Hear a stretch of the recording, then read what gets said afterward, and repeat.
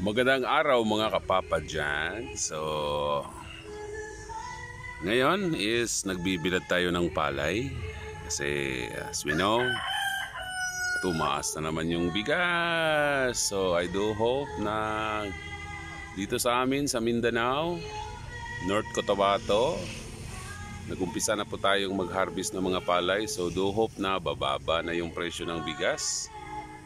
And of course, sana pagbaba ng bigas, hindi rin bababa yung presyo ng ating mga palay. Kasi kawawa yung ating mga farmers. At saka, ang mamahal ng mga medisina at saka mga fertilizer. So sana naman, para makinabang ang lahat, kasali na yung mga farmers natin,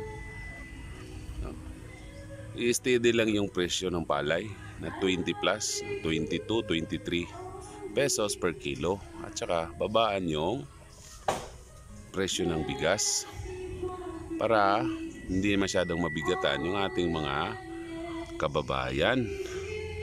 So we have plenty of rice, no, dito sa Pilipinas, lalong-lalo na dito sa Mindanao, kasi mostly dito sa Mindanao, sa North Cotabato, palay po ang pinakamaramihan na produkto dito.